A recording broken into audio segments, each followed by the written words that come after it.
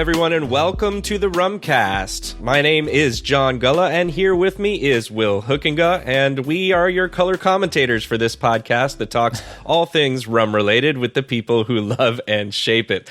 We have a really fun and informative interview lined up today with none other than Shaun Caleb, the master distiller of Demerara Distillers Ltd, often called DDL. But first, even though it's April already now, Will, we're still in the throes of March Madness. That's right. As it were. Yeah, that actually, that came into play a little bit early in the interview with Shaun because he is a Princeton graduate, and the Princeton Tigers were one of the Cinderella stories of the men's NCAA basketball tournament this year. So we got into that very briefly at the beginning. I was delighted to discover that he had been following the team, so that was really fun. But, you know, this morning we were getting ready to record this introduction, and I know your Miami Hurricanes are set to play in the Final Four. I was going to tonight. say, you better give me an entry for that, because I am super, super excited for the Miami Hurricanes to be in the Final Four for the first time ever. So we have a watch party tonight for the game against UConn, and really hoping that it goes well and we can make it to the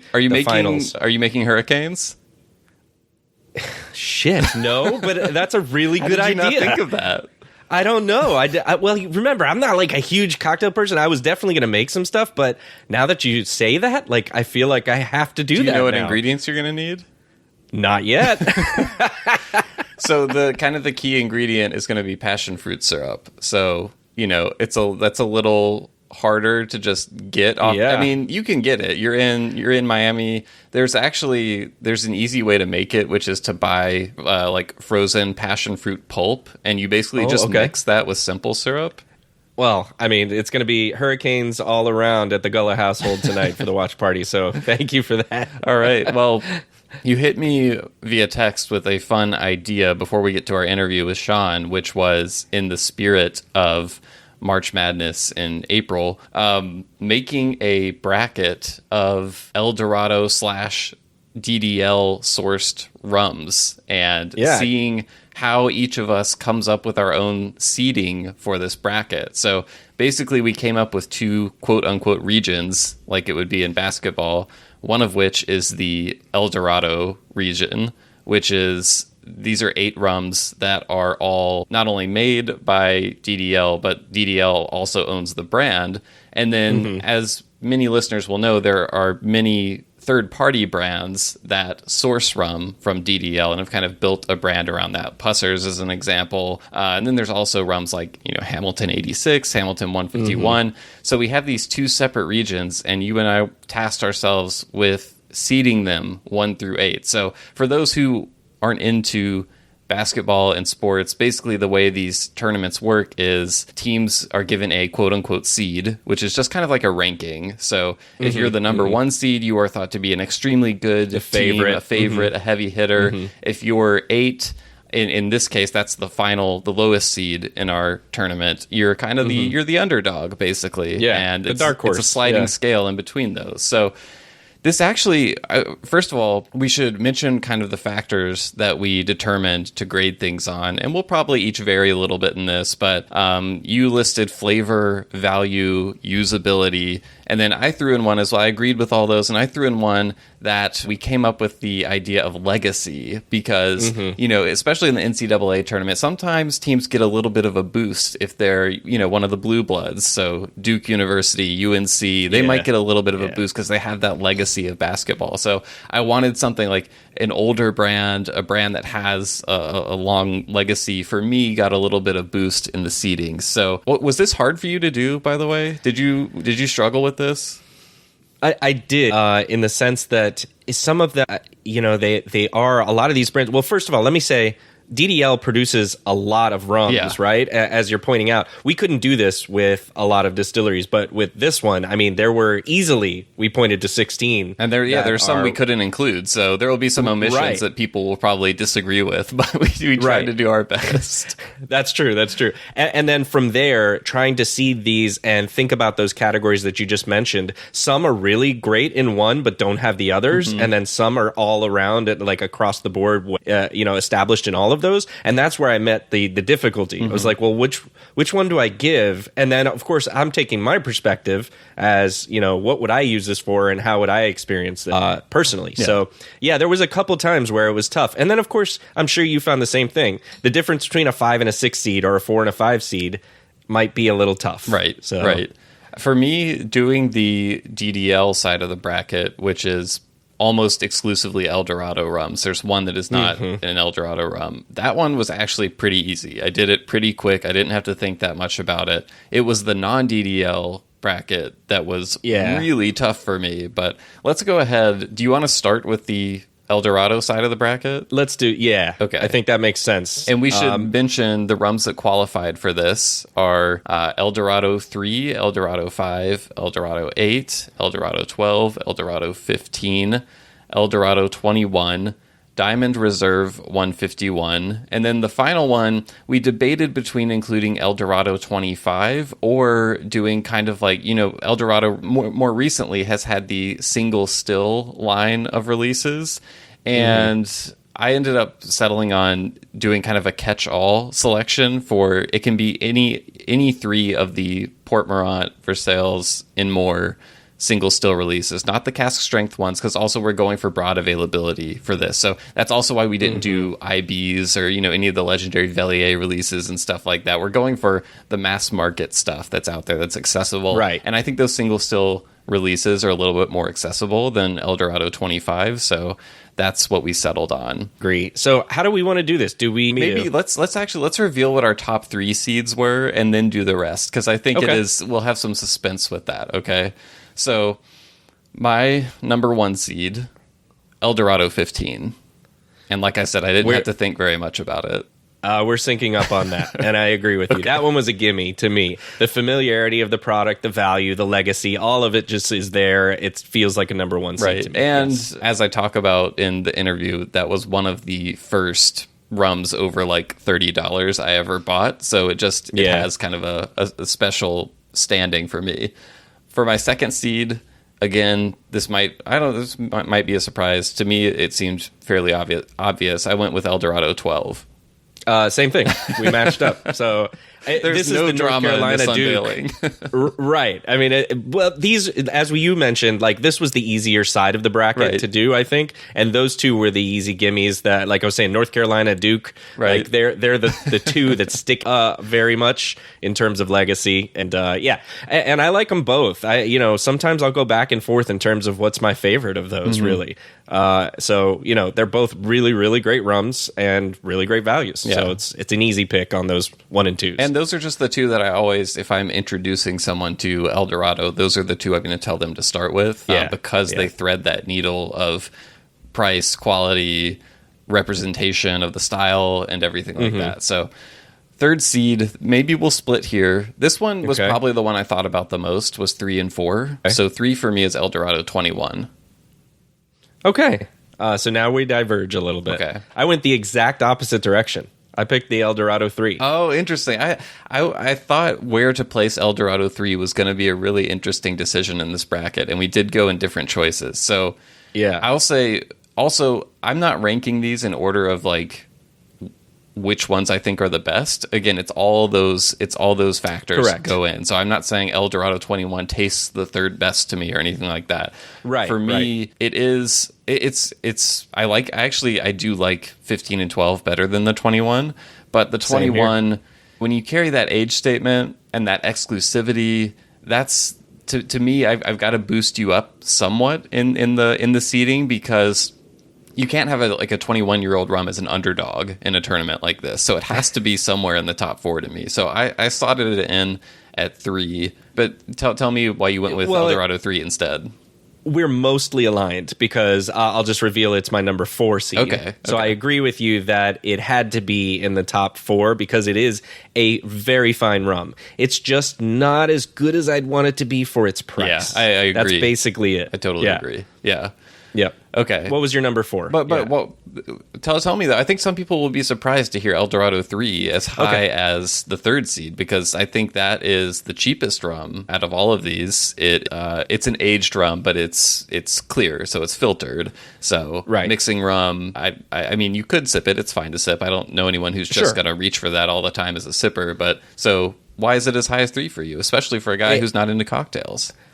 Well, I mean, if I'm going to make a cocktail, this is one of those rums that I would have a go-to for. Okay. So, I think we've talked about this in the past, but yeah, El Dorado 3 is so versatile, and it is a value for what it does.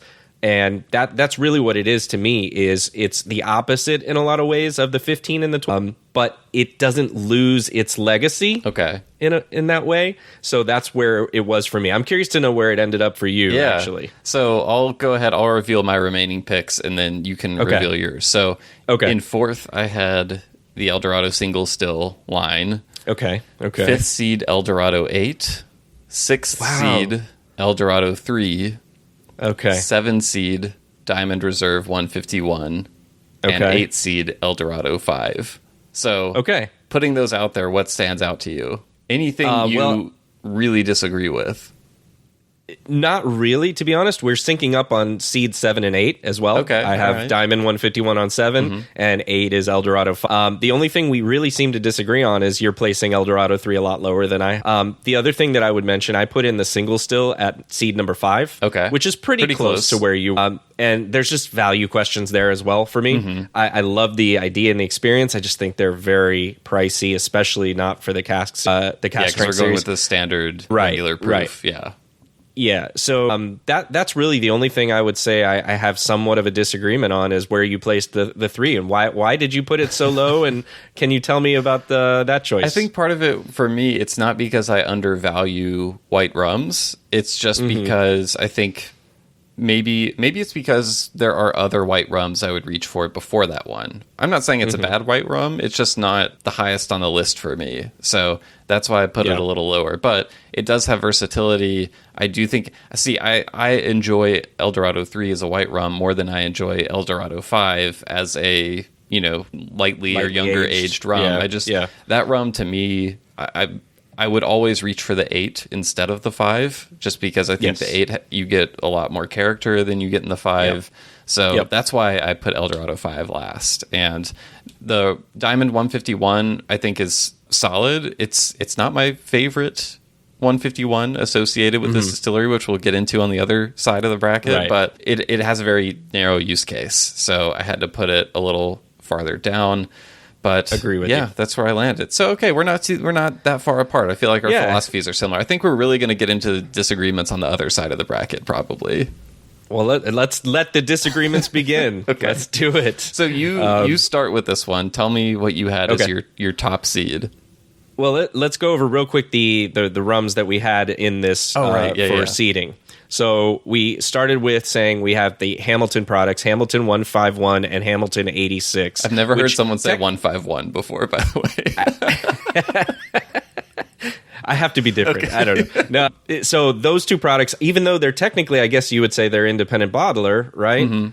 Well, but they're so widely available. I said no IBs, but Hamilton is kind of, but they're ever present, right? You can find these in a lot of places, and so I think that's why they're included. They're in the U.S., right? And they're very well known. So we have those two, and then we have the Pussers line. So the Pussers Original, you have the Pussers Gunpowder Proof, which is what is it, 57 and a half? 54 and a half. Okay, sorry, 54 and a half, and Pussers 15 year. Then you have the Lemonheart products. Lemonheart has the 86 proof, and then the 151, and then we have Woods Old Navy rum. Right, we wanted to get one of those kind of iconic, British brands in there. We don't really have access to that. I did try Woods at some point. I had a little sample bottle several years ago. Can't say I remember that much about it, but I do know it is. I had a favorable impression of it for the use cases I think it would typically be used for, and the price and things like that. And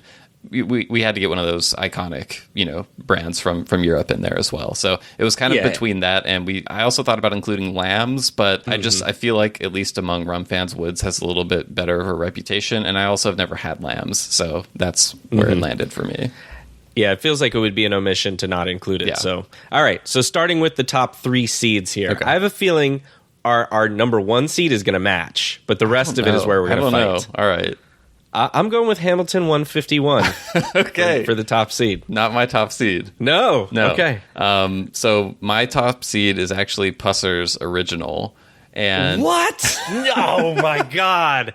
What are you talking about? Well, okay. So what I'm thinking of is that I think is one, like, Pusser's is a very widely available brand, especially in the U.S. More so than Hamilton, I would say. And I think so's Bacardi.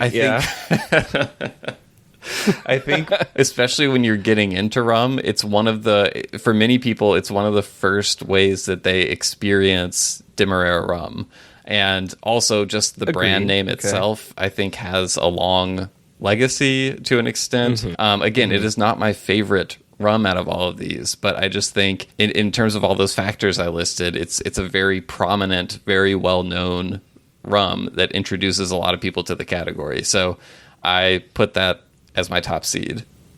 Sure. I mean, I don't disagree that it's a very prominent rum, but I also feel like compared to a lot of the other things on this list, I'm having a hard time finding John, here's the thing. Yeah. 1 seeds get upset sometimes, including in this year's tournament. It was the fastest all 4 1 seeds were ever eliminated. That is true. So you've got to have some 1 seeds in there that are kind of paper tigers, and that's how I view Pussers. Okay, I know it's going down. It might not be in the first round. Actually, let me see what I have it matched up against. It could definitely go down. I think I'd have it winning the first round, but we'll get to that. I don't know. I look forward to seeing that trend continue. I think it's a second round upset probably with Pussers at the 1 seed. But again, maybe I waited legacy a little too strongly here, but I mean, I'll go ahead and say like the Hamilton rums are my favorites, but Hamilton hasn't been around that long as a brand, and it's not as widely available, I think, and it's just I think it's iconic to rum geeks, but it's not to like broader mass market yet. So it felt a little too much for me to put a Hamilton rum as a 1 seed. You know, I can kind of see your point with that. And at the same time, I feel like every single store I go to in multiple states has those Hamiltons sitting on the shelf. That has not been my I've not been everywhere. I mean, I don't go to the, Tennessee as much. Yeah. New York markets, the Florida markets, the other places I've been recently. Okay, Texas. so just the 2 states that get almost more rum than any other states in the U.S.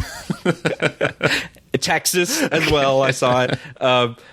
I don't know. It just feels like they're always there, and I think there's a good reason for that. I think it's too. Because it's a superior product. So, tell me why you went with the 151 though, because that has the most narrow use cases, I think, of all these rums. Of course, you can always proof it down yourself, but so tell me.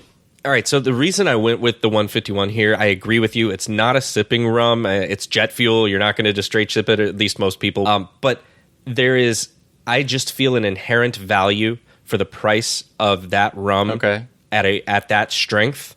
And if I'm using an it's either a Jamaican or it's this. Yeah. And I don't need anything else in my bar, other than this.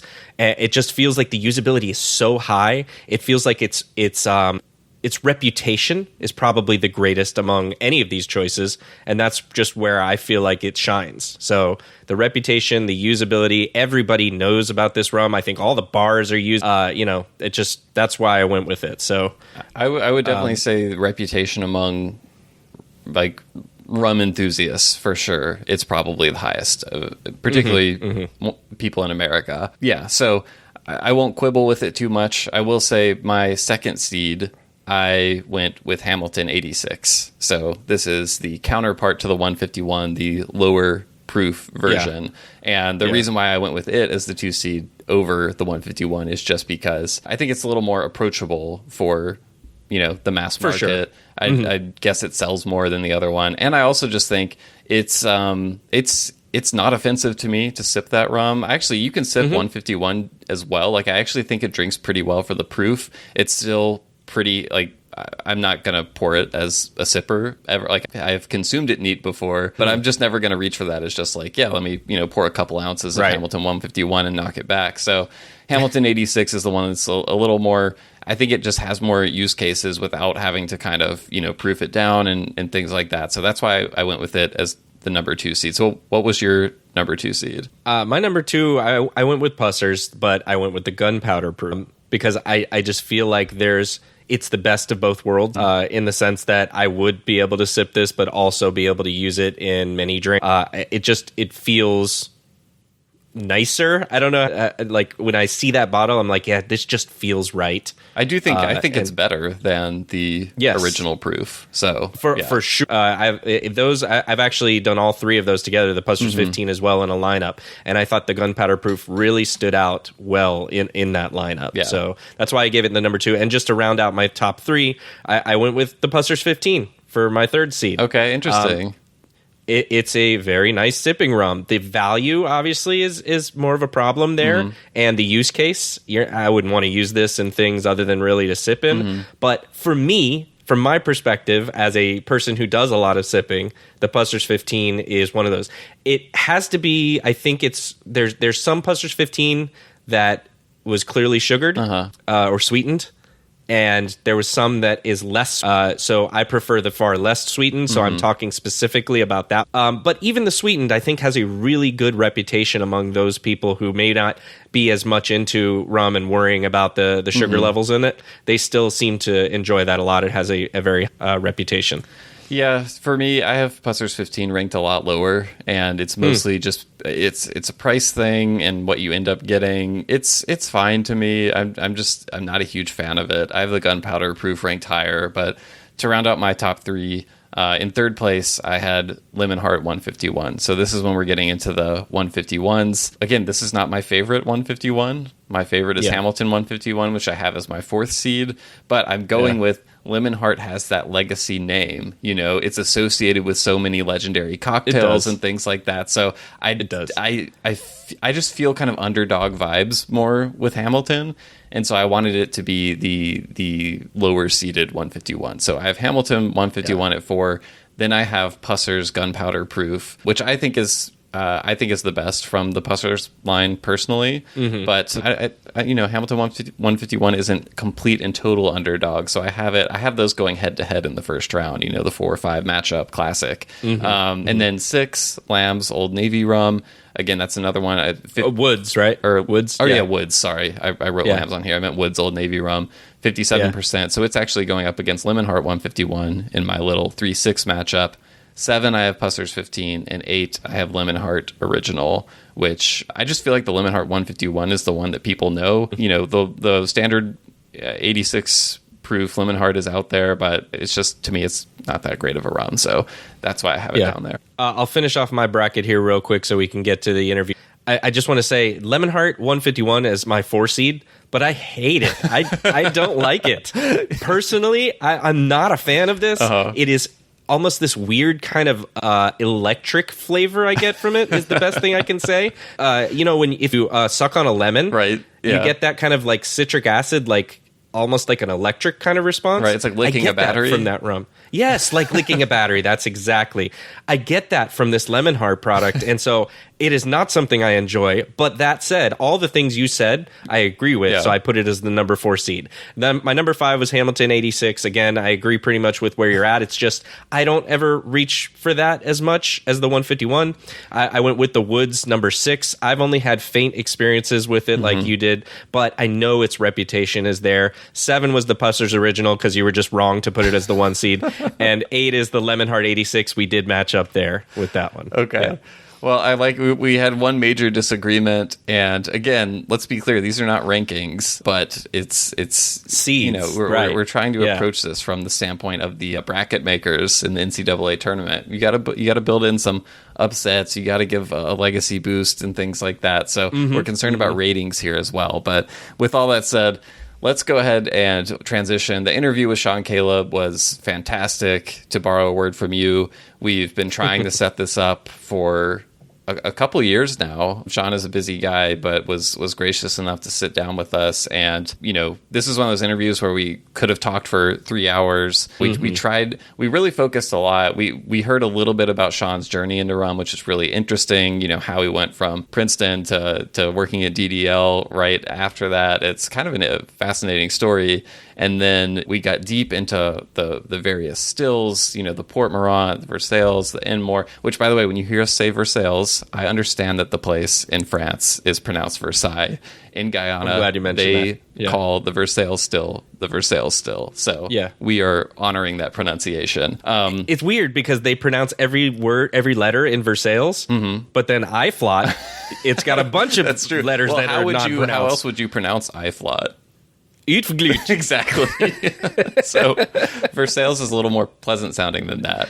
So I guess so. We talk about the heritage of those stills, some of the differences, the Port Mourant still, the Versailles still, both wooden pot stills, why do they taste so different, and get into those sort of things. We talk about some of the legacy marques at DDL. They have 20 something marques, some of which are less common than others. We get into all that. We talk about the high ester rum production at DDL, which was really fascinating, and just a whole bunch of other stuff. Really ran the gamut with this and had a great time. So I'm really happy we were able to get this interview and get it out there, because Demerara Distillers is just one of the icons in rum. You can't talk about rum without talking about Demerara rum, and they make all of it. So anything to add, John, before we go to the interview? No, Shaun Caleb his knowledge of everything is obvious. And him being able to share a lot of insights into what they've done over the last 20 or plus years that he's been in and around that story. Really just excited to have been able to share that time with him. Yeah. Well, let's take a quick break and then go over to the interview with Shaun Caleb.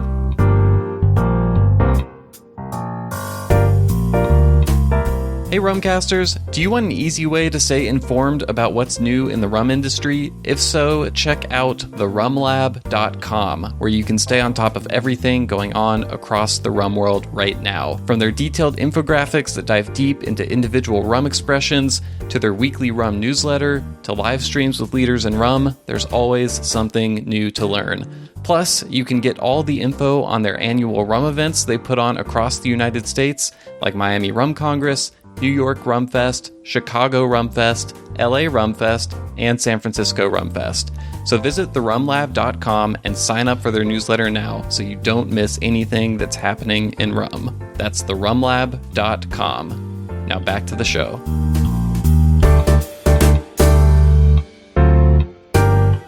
All right, we are here with Shaun Caleb, master distiller at Demerara Distillers Ltd. If you've ever had a Demerara rum or an Dorado rum, there is a high likelihood that Shaun had a hand in making it, unless they're like the only ones you've had are really, really old. But Shaun, we've been really looking forward to this interview for a long time. DDL, I think, has to be one of the... It's kind of in the first handful of distilleries. I feel like anytime I'm introducing someone to rum, it's one of those iconic distilleries of the category. And for me personally, El Dorado 15 was one of like the key rums in my own rum journey. I think it was maybe the first or second rum over $30 that I ever bought, and was one of those eye openers for me. So yeah, just really excited to have you here. Welcome to the show. Thank you, Robert. It really is a pleasure to talk about El Dorado, and thanks to you and John for facilitating this forum. I'm sure there'll be lots of exciting topics to get into, so it's always a joy for me to talk about that. It really is, the love of what we do here. Absolutely. Yeah. And, I live in Nashville, and I remember this would have been before the pandemic, maybe 2018, 2017. You were actually here and you gave a talk at the Nashville Cocktail Festival, and I was in the audience. I wasn't doing the podcast yet. I didn't really know anyone in the rum industry yet, and I really wanted to come talk to you, but I was intimidated. I mean, you obviously seem like a very nice, warm person, but lots of people were talking to you, and I wanted to come. I didn't get the chance to, so I'm really glad to be able to talk to you now. But one thing I wanted to bring up really quickly before we get into rum, because anytime we have someone on the show, we always go back back and try to watch as many interviews as they've done and learn a little bit about them. And I didn't realize until last week that you are a graduate of Princeton. And last week when we were originally going to do the interview, at that time, your Princeton Tigers were kind of like the ultimate Cinderella story in the men's college basketball tournament. Which 16. Exactly. Right. Okay, great. I wasn't sure if you still kept up with the team and everything. You know, Yes. I don't know how easy it is to watch in Guyana, but I was cheering hard for the Tigers. I wanted them to keep going so that they would still be in the tournament when it came time for us to interview you. But great run. Unfortunately, they lost. But I wanted to ask, when you so you went to Princeton. I believe you finished school around 2003. I assume you did more with your time there than just going to basketball games and rooting for the team. But I read that after you graduated, you approached DDL about a job. And I was just kind of curious. I wanted to go back to, everyone always wants to hear the story of how you got started in the industry, but I imagine you as a new Princeton graduate, I'm imagining all the options you have career-wise that you can do. And I wanted to know what led you to kind of look into El Dorado. Was it rum specifically you wanted to get into? Were you considering other options? What was kind of that journey like for you? All right. So I need to take the history back a little. So I graduated high school in 2000. Okay. And then I taught high school advanced math, physics, chemistry, and biology for 3 years. I started Princeton in 2003 and graduated 2007. Oh, okay. My timeline was a little off. I got it. Yes. So 2003 was actually when I entered. Okay. And that was the year I actually agreed with DDL to return to Guyana. So back in 1998, so in Guyana, there are 2 school-leaving examinations. There's the first, that's more or less the ordinary general secondary education level. Mm-hmm. And then having passed those, you can elect to go for a further 2 years to do the advanced level examinations. So I did that from 1998 to 2000. And then after that, I taught advanced, like I said, the math and science for 3 years before going off. So in 1998, when I did my first general secondary education, the pressure is always on, well, what are you going to do with your life? Right, yeah. I was also a bit conscious that if I did well, and the media, approached for, what do you want to do with your life? What was the experience like preparing for exams? I had to have some answer. And I didn't really have a very clear answer in my head at that time.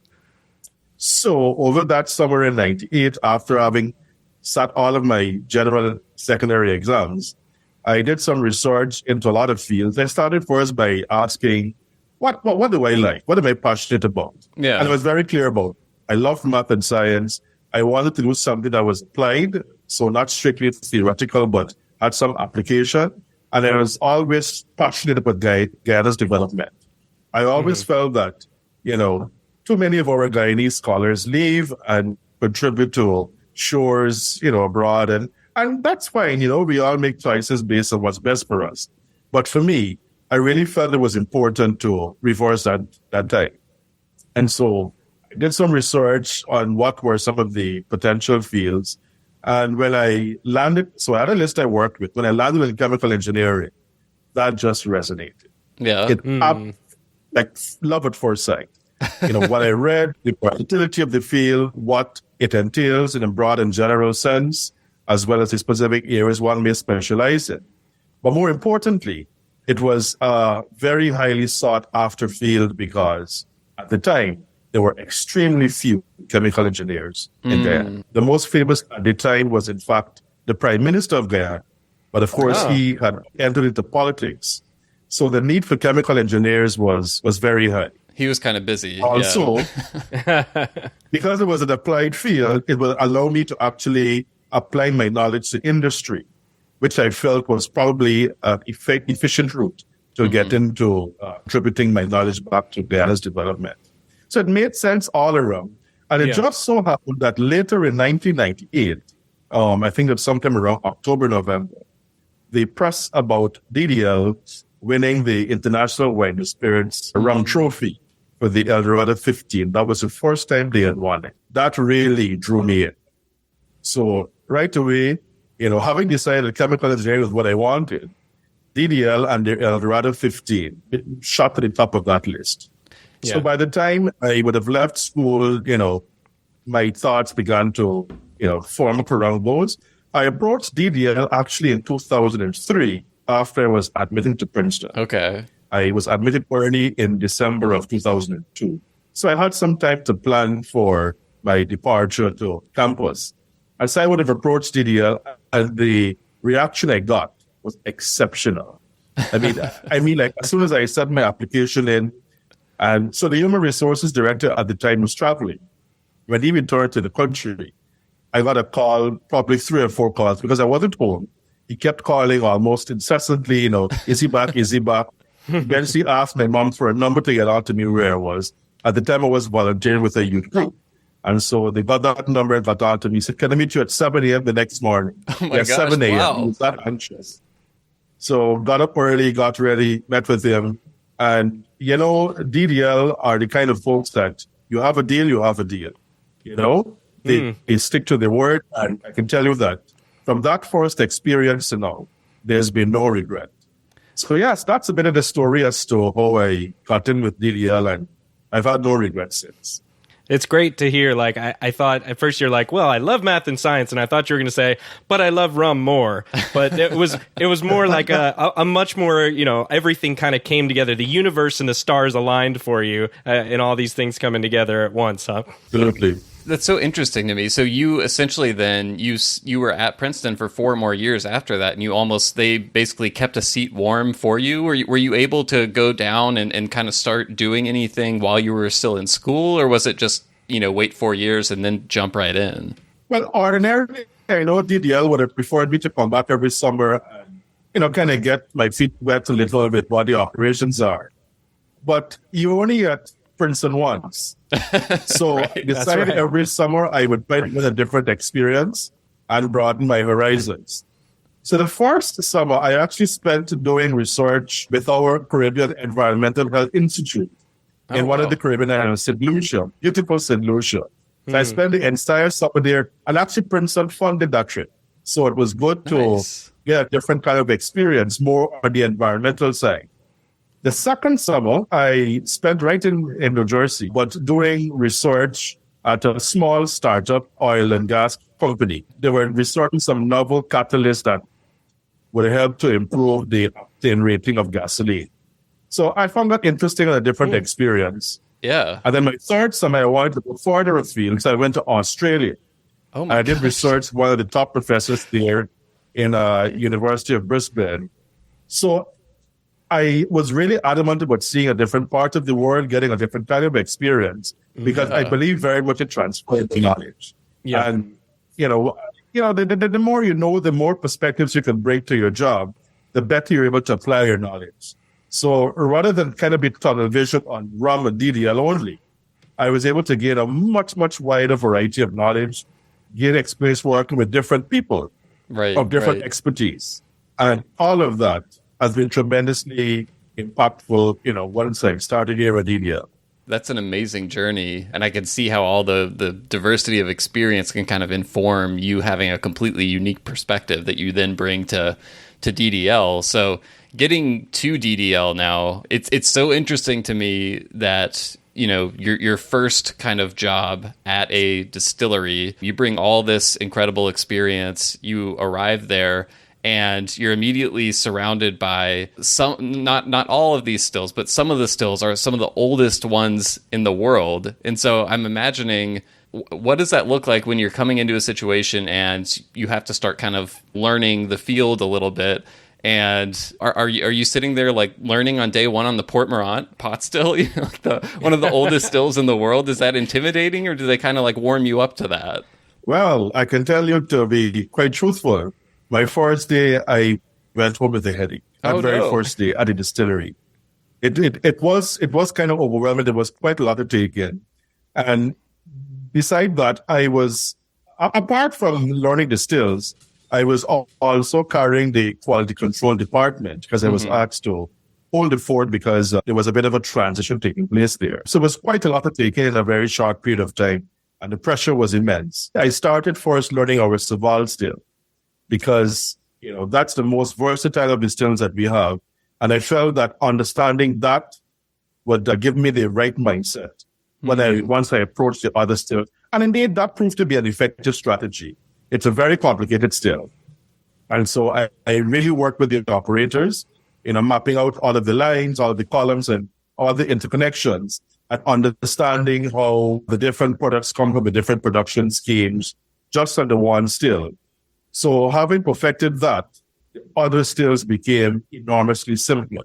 Not simple, but certainly simpler. I've heard you talk about, people have asked you, which stills are the most complex or hard to run. And I think I've heard you say the Enmore is kind of the one that is the most difficult. So do you work your way up to the Enmore? Is that like the final boss as you level up on these stills? So the way I did it was from the Saval, to look at the metal coffee stills. Mm-hmm. From that, recall that the Enmore still is an earlier version of the coffee. So the principles are similar, except, of course, the construction is different, and the material, of course, is wood. So at that point, it became simpler to understand the principle of operation of the Enmore still. So while the Enmore still is the most finicky from the point of view of actually operating, because there are fewer levers and knobs to tightly control what we want in the product. So it becomes a bit more tricky. But from a conceptual point of view, it was not as difficult to understand as certainly the Saval still. And definitely, once I understood from the Saval and also understood the coffee still, the metal coffee still, and more was easier to understand conceptually, even though in practice, it was more finicky to keep a tight control of the product quality. Yeah.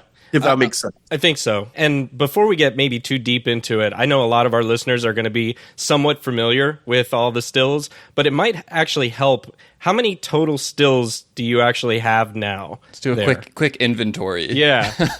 So in terms of units, we have 14, but they cover 9 different types. There are actually some stills that we don't talk so much about because they don't produce rums. So for example, we have a redistillation still that produces neutral water.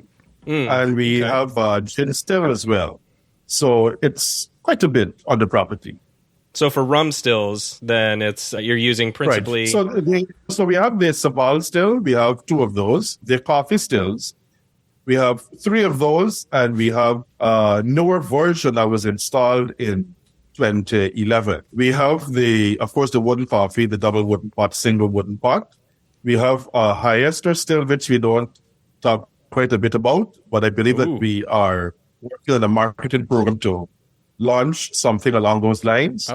We, of course, have our column still, which has 5 columns, works under multiple modes of pressure. So that gives a lot of versatility and, of course, is the most technologically advanced and automated of all the stills that we have. So we also, like I said, have the redistillation stills. So just for rum, there's quite a bit that we can offer. And with having that much diversity in different stills, I guess I've never worked a still. I don't want to speak for Will. I don't think he has either. But are there things that you learn from one still that you can apply to others? Especially you've got some of the oldest stills in existence, and then you've got some of the newer ones, as you mentioned. Are there things that are applicable that you learn from the new stills you can apply to the old, or from the old that you apply to the new? Yes, absolutely. So, for example, when we were commissioning the newer stills, because those stills have a lot more opportunities for control and product quality, we were able to identify where certain wanted and certain unwanted product notes are concentrated in the color. And because we had that ability to more or less isolate flavors in a much more defined way, as we have options with the older stills, it really helped us to understand specifically what components were more important for product flavors and what were less important, either in a positive or a negative way. To give you one example, when we were commissioning the newer still, there was a particular note that we found a bit, undesirable. Mm-hmm. And it was too much in the note. So we had to find, first of all, where in the column it was coming up from. And then, of course, find a way to reduce that in the product. And we were successful at that. More importantly, because we now found what that was, we could do the chemical analysis on that particular unwanted component and identify chemically what it was. And we, more than that, were able to now identify the specific sensory characteristic that component carried. And what that it? meant was, even if we were to go back to produce on our older still, we now had a very specific flavor identifier that was part of our assessment criteria. That if we found notes along the lines of orange that was a bit too much, we knew what we wanted to remove. And we tried to figure out where on the older stills we can remove them. So although the older stills did not start off giving us as much flexibility, because of the knowledge that we gained in commissioning the newer stills, we were able to apply that product knowledge, that flavor chemistry, in fine-tuning, even the way we went back and operated the older stills. And we incorporated those to upgrade our work procedures. So definitely there have been many, many instances where we learned from one still what was useful for the product, and we transferred that knowledge to the second still. There was not an instance where, actually, it was one of my most exciting things. It was a eureka moment, maybe. It absolutely was. It literally and absolutely was. We were trying to commission a light, but there is a particular note that we're looking for, and we weren't quite getting it. But by the process of iteration and elimination, we narrowed down from a broad list to 2 or 3 suspects. And I always had a view as to chemically what was responsible for that compound. Not everyone agreed, but that was my strong view based on the research. But nonetheless, we were trying to find where we could find this compound in its highest concentration. Oddly enough, we found it in one of the auxiliary equipment that refluxed through the one of the distillation columns. When we found it, well, actually, I was in a meeting at that time. The guys were in the field, doing their thing to try to take off samples, etc. So once my meeting was finished, I left to now return to the distillery. One of the guys was just outside the office, sitting there waiting for me. He said, how creamy do you want your stuff? Oh, I mean, you kind of know the answer already. He said, smell this. When I smelled it, eureka. We went over to our laboratory to do the chemical analysis. I kid you not. That component was exactly what they thought it was. Wow. I mean, Nice. I get a lot of credibility in that very moment because I'm like, yes, I knew what this sensory note was coming from. I feel like it was like Sherlock Holmes, right? You're like elementary, my dear Will. In those days, because you're young and you're zealous, and you truly are a blank page. So you're learning everything. And so you start from first principles and work your way up. But having figured that out, we were able to now, well, of course, not just fine-tune how we produce that on the new still, but to take that knowledge back to the older still and say, well, now that we know what exactly we want, we figure out where we can find it on the older still and let us zero in on that production scheme. Yeah. So every batch, you have a stronger guarantee of getting that particular note each time. So I can tell you many, many more stories, but I think we can go on forever, but I have to stop here. This is way too nerdy for me. I have to make you guys honorary distillers or video. Yes, we'll take you up on that. I was going to say, before we go on, it's way too nerdy, but that reminds me exactly of the story of the discovery of the planets. I think it was Uranus and Neptune. I don't know if anybody but me is going to be familiar with that, but they did the exact same thing. They did all the mathematical calculations behind it. They figured out where it should be. They went and they looked for it, and boom, there was the planet. It almost sounds exactly like what you did. So I just have to say that's an awesome story. Very cool. Wait, and so I wanted to double check. So the undesirable flavor that you were trying to eliminate was notes of orange. Was that right? And then what was the? It was what was too much. It was too much orange. Too much orange. Too much orange. What was the one that you were able to isolate that you were searching for? What was that one? Well, we were looking for fruity, but the problem was that with the intensity of orange, it was masking some of the orange other notes we were looking for. Apples, bananas. One of my colleagues, he described it as corn on the cob. Corn on the cob. And I get where he was coming from. Yes, corn on the cob. One of the funny things about flavor chemistry is that everything operates not in isolation, but in synergy. Yeah. And sometimes one thing may be too much and throw the balance off, and just in the right amount, it just comes out so beautifully delicious. And so in this case, when I say undesirable, you need to have some of it, but we were getting too much of it in the product. Yeah. But knowing, first of all, what it was, and then figuring out how much was too much, then we're able to then dial back on the just the right quantity. Is there a particular rum that is out there right now that possesses that quality particularly strongly, that one that you were searching for? Like, is there a bottle someone can go out there and taste and be like, that's the note that Shaun was talking about? The Dorado 12, definitely. Okay, so it's but very of course, present. The Dorado 12 is so beautifully balanced that, we don't have that problem. This was more about the process of discovery, where you're kind of working through those minefields and navigating just the right path to get it perfect.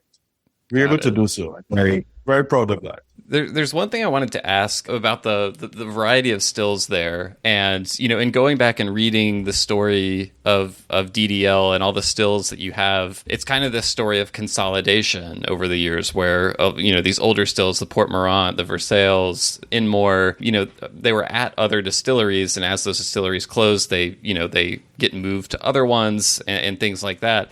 And one thing that struck me is just even as the industry modernizes and you have all these modern stills, I can just imagine so many people looking at these old wooden stills that, no one makes stills like this anymore, and just kind of casting them aside or deciding that they're too much trouble. I know there's maintenance with them and everything. And I know this was before your time to an extent, but I'm curious if you have any perspective on just what kind of allowed DDL to recognize the value of those stills and be like, these need to be maintained. There's something incredible that comes out of these that can't be produced elsewhere. What allowed them to kind of have the foresight to hang on to those stills rather than attempting to kind of just duplicate them with something more modern? I think there are two principal reasons. Perhaps one has to do with the fact that because we were historically a bulk rum suppliers, if it didn't broke, don't fix it. Yeah. So entire rum supply chains would have developed around particular stills, particular marques of rum, and of course the characteristics of those marques of rum.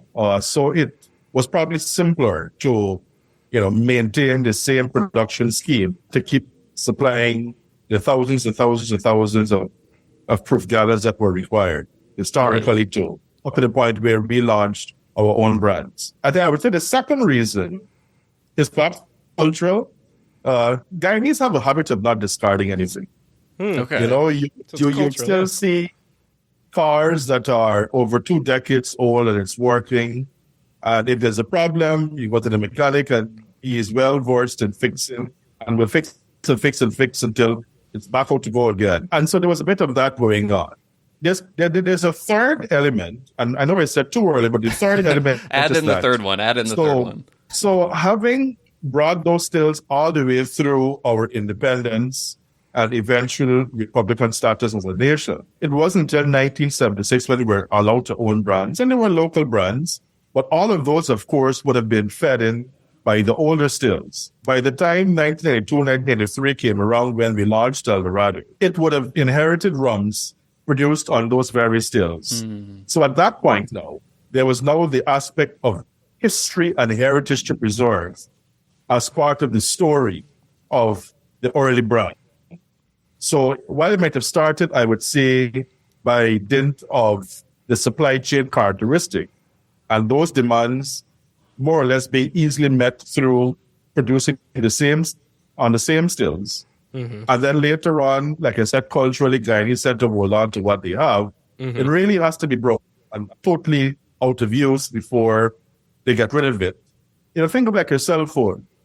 Every year Apple releases a new phone and people upgrade. Yeah, every 2 years. Yeah. There's no Port Mourant upgrade program, right? I would like to turn this still in, please, for the new version. The Enmore 2.0. No. Keep it going. And certainly by the time we had a brand that was built around that provenance, it became even more especially important to maintain the heritage that those stills represented. So I would say those are the main reasons, historical and present, why we continue to do so.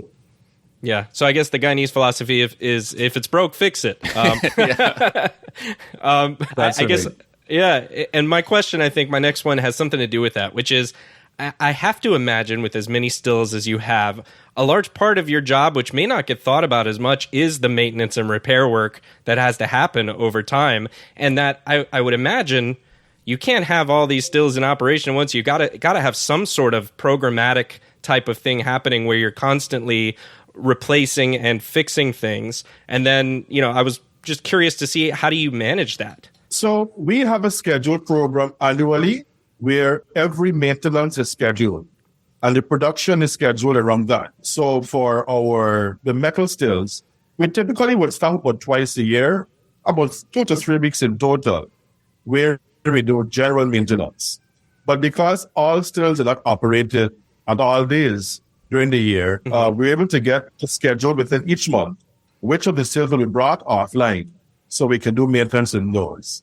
So it's all scheduled. It's managed through our computerized maintenance management software. And so once the maintenance is coming due, there's an alarm that's set, the work order is generated. The engineers do their analysis and put together all of the needs, the resources required. So when that time comes, it's offline. They move in, they change the wheel on the Formula One car and they send over the pit stop right away, within 0.002 seconds. It does seem like that. Yeah, in a manner of speaking. A well-practiced team, that's right. Yeah, I'm imagining a pit crew coming, and they've got a big pile of like the green heart wood there to put on the stills and everything. Yes. I want to talk a little bit more about the wooden stills, particularly the Port Mourant and Versailles, the two wooden pot stills. When I taste rums from those stills, they're both very distinct from one another, but you can also kind of tell that they are linked in they share some qualities. You can almost tell like the rums that come from them are brothers or sisters or something like that. And what I wanted to ask was, what enables those differences in profile to take place? Does it just come down to the fact that the Port Mourant still is a double still and the Versailles is single, or are there other factors at play that really lead to such pronounced differences in the distillate that you get from those two stills?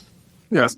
It mainly comes down to the double batch distillation as opposed to the single batch distillation. With the double batch, the second pot is driven by the first pot, but only when the pressure in the first pot is sufficient to overcome the pressure in the second pot. What that means is that we basically have to reach a high enough pressure in the first pot to even begin distillation in the second pot. And so by the time the second pot has gone through its distillation, you would have reached overall a higher pressure, which essentially means that more components will be distilled over. In addition to that, the process is somewhat reactive. So because it takes a longer time to get up to that higher pressure, you have more of those longer chain reactions taking place. So on balance, you have more heavier components being produced and eventually more of them being distilled over into the product. So by weight, the double pot still tends to be a heavier product than the single pot still.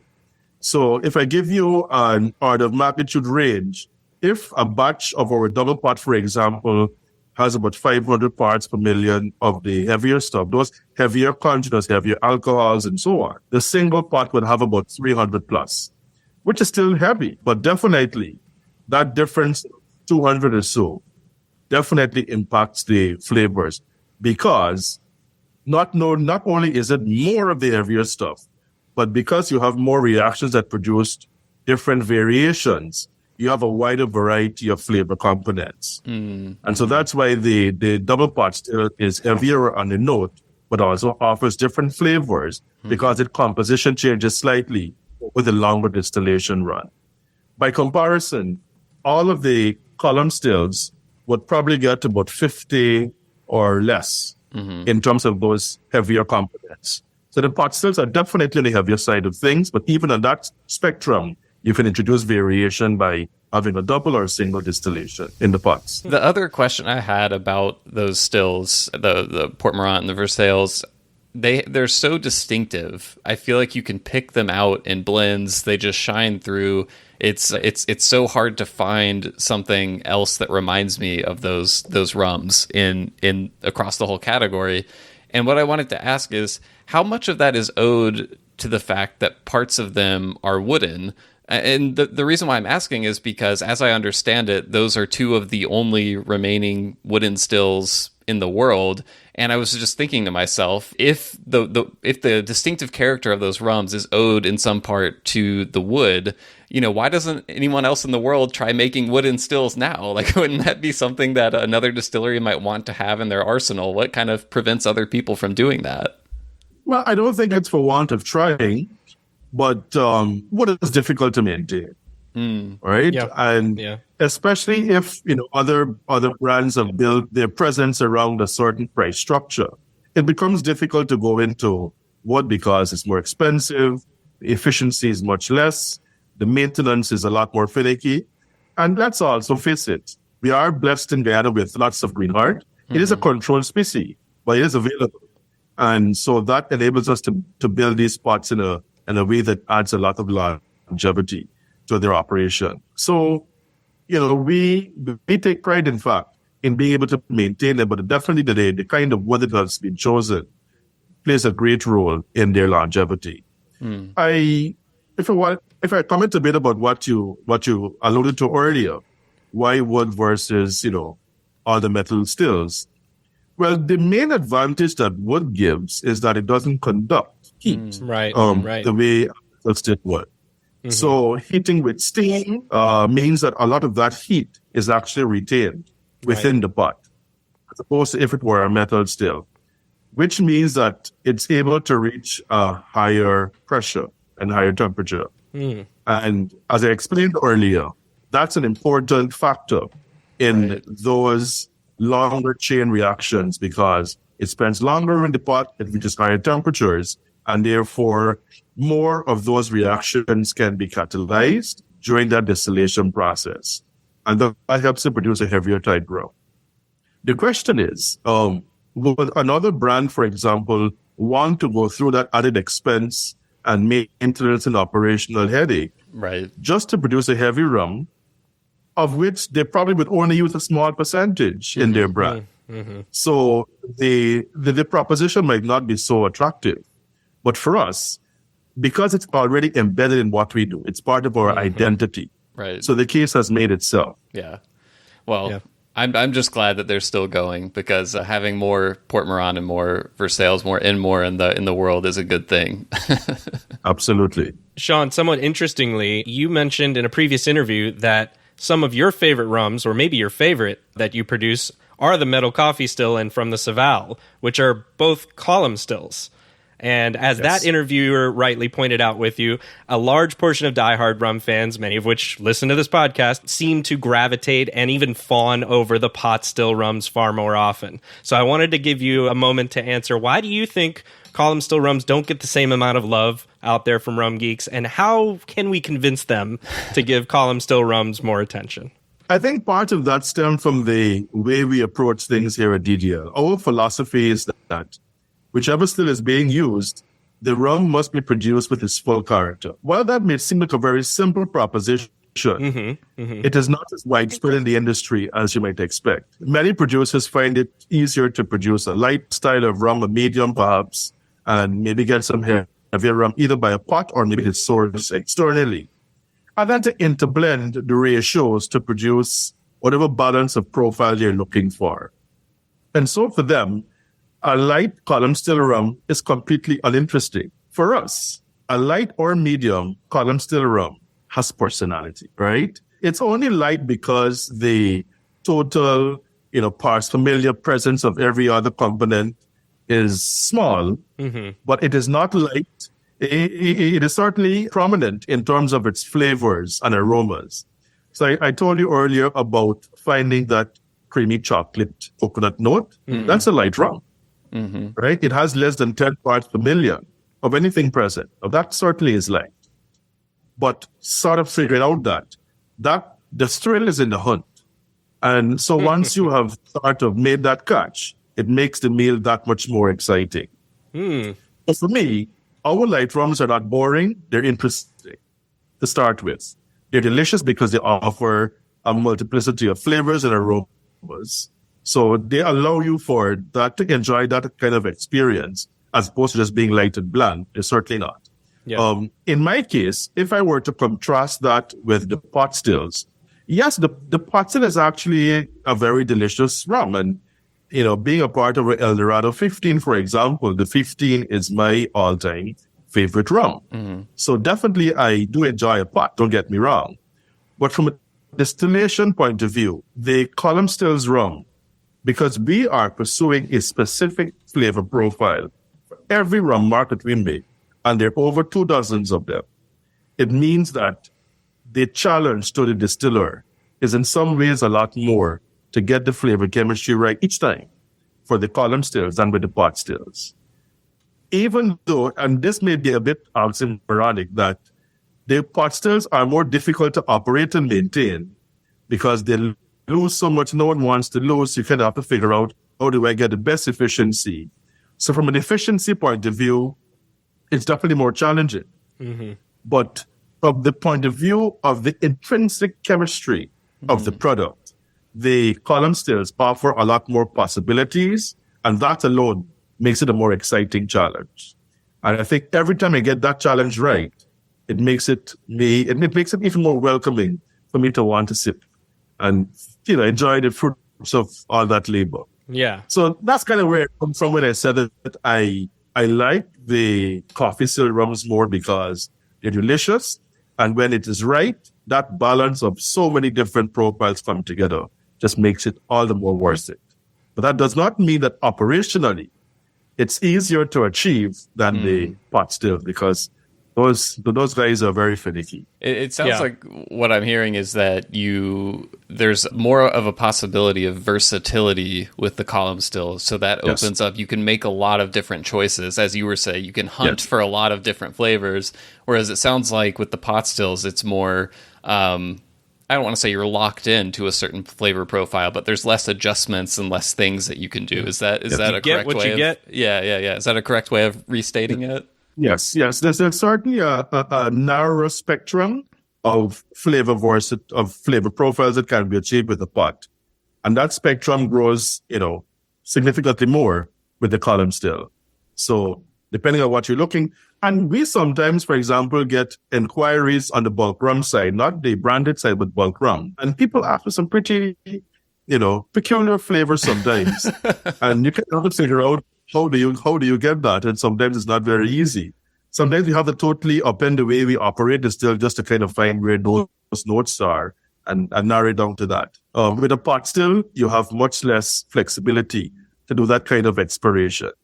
Because remember, everything distills over. You just choose where your cuts are. Right? So with the column stills, you get the opportunity to really do a lot more. And that's what I like. What are some of the more peculiar requests that you've gotten in terms of a certain flavor profile people are seeking? Well, I can tell you one. There is a particular cheesy note. Okay. And I was like, cheesy. Wow, this is interesting. It's faint, but it's definite. It's you say, wow, where did we get this from? And so you do your research. It's okay, all right, cheesy. Perhaps one can think along the line, though this might sound undesirable. So there's a particular compound called butyric acid that some may describe as cheesy, some as baby vomit and so on. Right. So how do we kind of narrow it down to just this one note? That's just an example of how the job can become interesting. Right. Then you have so many possibilities on the column stills, and here's one coming from left field that you kind of have to figure out how to get it done. Yeah. I think one thing that's so interesting to me about DDL and your approach to making rum, I think a lot of times when we talk about Jamaican rums and things like that, it's less about variety of stills and more about different fermentation methods and things like that. Mm-hmm. And my understanding, and please correct me if I'm wrong, but my understanding is that at DDL, almost everything comes from the same fermentation, the same rum wash. I know you have the high ester still that you mentioned earlier that has the DHE mark that has a different fermentation method. But I wanted to ask, is the understanding correct that, it's basically the same wash, and how you make your marques just comes down to all the different stills and the variety of things you can do on some of those stills, particularly the column stills, as you mentioned? Full marks. Yes, your understanding is spot on. The same fermented wash was into the different stills, except the high ester. And therefore that means that those flavor profiles are pursued directly on the distillation still. Nowhere, no place else. However, having said that, we do benefit from having a fermented wash profile that's fairly broad and profound in terms of different components present. So because we start with fairly rich fermented wash, we do have that flexibility on the still to isolate exactly what we're looking for. And because it's therefore that broad, there's no need to differentiate. The differentiation comes by isolating and segregating exactly what we want to retain in the product on the distillation still. So that's where the difference comes in. I think, before this, I was reading back over Matt Petrick's writing, and he has all the DDL marques, listed and everything. And I wanted to ask what the current count of rum marques is. I think it's around 20 or something like that. But I wanted to ask about that. And then I also wanted to ask, this goes back to the story of consolidation that I was mentioning earlier, where you have these stills that have kind of traveled through various estates. And one thing that's so interesting to me is just how it's not just the stills that have survived. It's some of the same marques going by the same names, going back 50 plus years that have been produced all those times. And so what I wanted to ask was, if someone were to have a Port Mourant, a PM mark rum that was distilled at Iflot, which is, I believe, the distillery it was at before it came to Diamond, and then they had a PM rum distilled at Diamond, and they had them back to back, same age, done the same way. Would there be a noticeable difference at all? Will it surprise you if I say that the team that distilled the rum at Iflot came to Diamond when the still was transferred to Diamond? Ah, okay. So the whole team as well. That's right. That know-how transferred. And even now, the team that we have operating have been with us for 15, approach some over 20 years. So they too would have had a chance to interface with the prior team. So longevity and that succession planning is very much important to ensure that the knowledge is transferred and that it is preserved more or less. So everyone pretty much, by the time they take over charge of the distillation, they would have been pretty much grounded in the way we do things. For that reason, it's absolutely consistent. I should also say that, we have a fairly stringent program of maintaining reference standards of all of the products. So that's maintained both at our central library as well as at the plant. And each product is assessed twice, both at the library as well as the plant. And you can see a third time depending on where the final use is. So because of that, we've been able to maintain that consistency in quality. The one more thing I wanted to ask about the marques was, I know I think this was an interview you did with Matt, and you were talking about choices had to be made. Do we want to bring all of these stills, or are there certain stills that we can reproduce some of the marques that were made on these stills on, a still like the Saval still, which is very versatile. And so I know along the way during this consolidation, not every single still was preserved. Some of the marques that were made on older stills are now made on the Saval still, and correct me if I got any of that wrong. But what I wanted to ask is, are there any historic marques that are no longer in production or that, fell off? I know you said some of the marques, the reason for making them is kind of driven by bulk demand and things like that. So are there any marques that have kind of been retired, so to speak, over the years? I wouldn't say retired, but there are some marques that are definitely not produced often, if at all. They're on sabbatical. Yeah. Yes. But we have retained reference standards, And of course, we have retained the production settings for those marques. But of course, if the demand for it isn't as strong or another marque satisfies the purpose equally as well, then obviously the production for it, just doesn't take place. And so there are a few marques that I would say don't see as much sun as they would at some point in time. But, definitely if, let's say, a customer comes and says, look, I would like to have some Blairmont, for example, we absolutely can produce it. And we have the reference standard against which to ensure consistency. So, yes. Some things fall out of favor over time, but then sometimes they come back. That's the power of maintaining good records. Yeah. In my time here, there definitely have been a few times where, some customers who, and if we go back to the DDL chairman and the current chairman and the previous chairman, they've been with us for so long. Our current chairman, I think 54 years or thereabouts. Wow. Or 53 years. Long. So they have long relationships. Sometimes when they tell you stories, when we met this person in the UK and this is how this particular supply chain got set up, it really is exotic sometimes. But so sometimes, some supply chain might have been disrupted or maybe discontinued, and some new owner bought over the brand or whatever, and they come saying, hey, you guys used to supply us so-and-so. Can you look into supplying this for us? And you literally have to look consult the files. I've had that experience and say, okay, this is what we supplied. How do we produce this? Let's get going. And sometimes with a bit of tweaking, of course, once you reactivate, but getting it right at the end, that is what matters. Right? So that's why I said we haven't discontinued any of the marques. It's just a matter of supply and demand, what gets produced and what is basically not in demand at the moment. So it's kind of par. Right. Yeah. So basically, if the right customer came along and they want some, you mentioned Blairmont. I think some of the other ones I've read about are like KFM, AW, maybe. I don't know if those are ones that are less common, but so you can still, if it makes sense, from an economic standpoint, you could dial up the recipe and get those marques going again. Fascinating. So KFM is a good example where we've had an inquiry, a couple of years back in the recent past. That's a good example of one. So you got to figure it out, okay, this is what we do, and you get it going.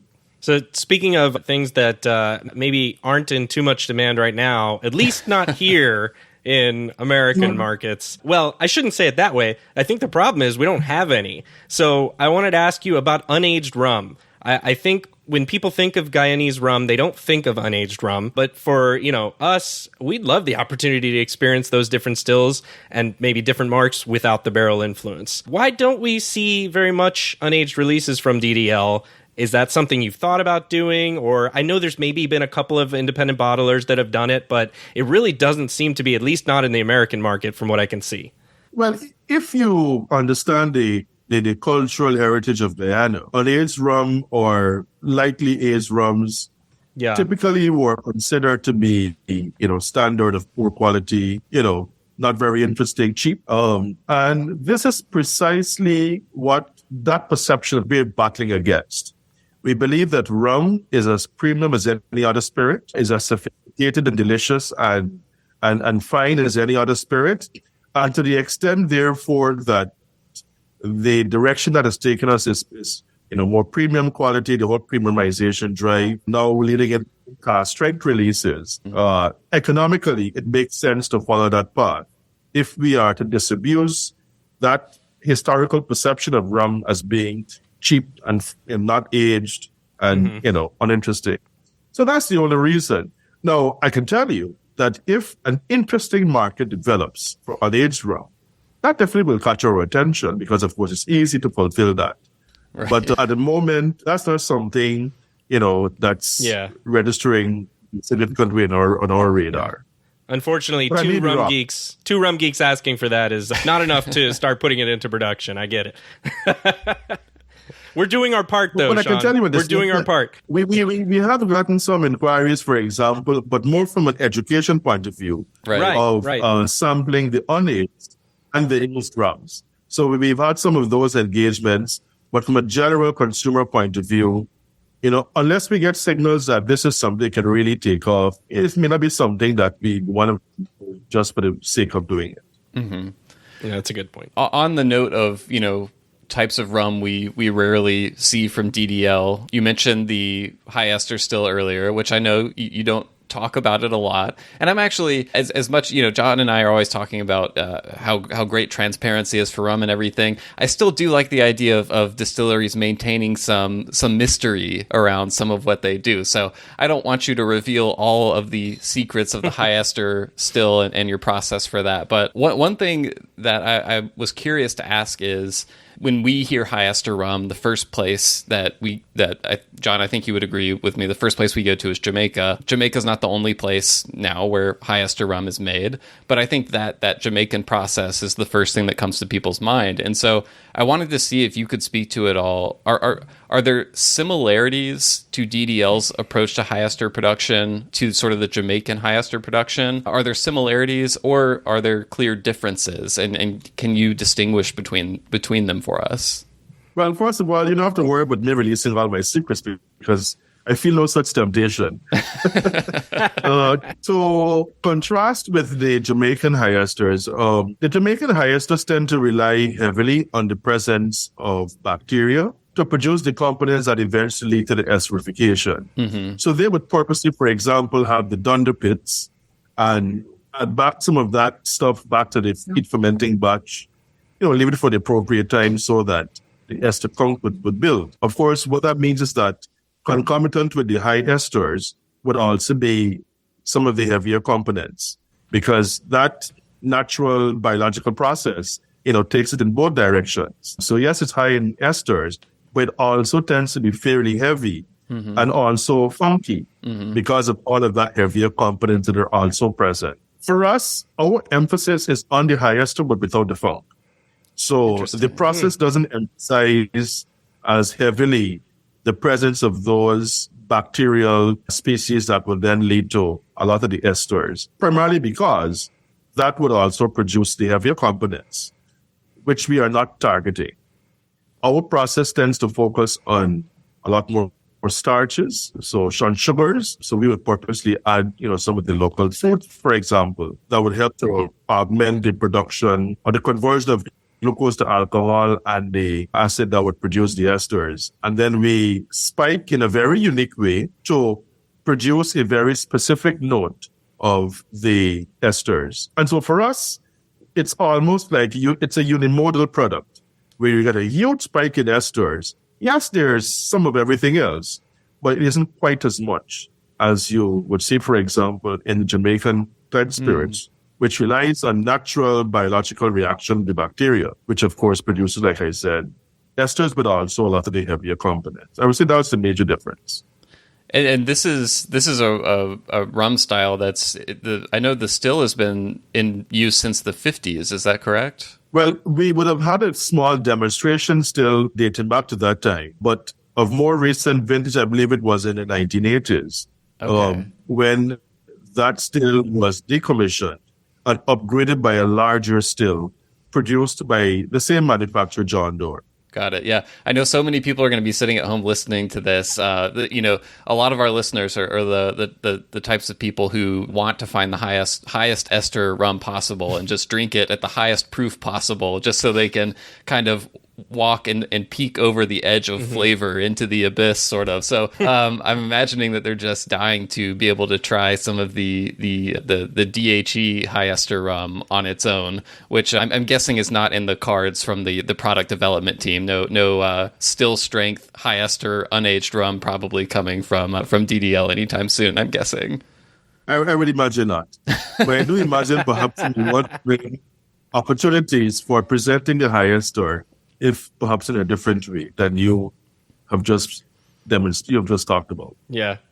Shaun's just smacking us down right now. Unaged, high ester, no, none of that.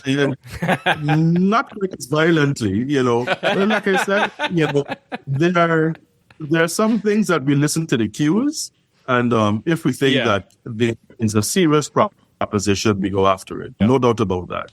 Yeah.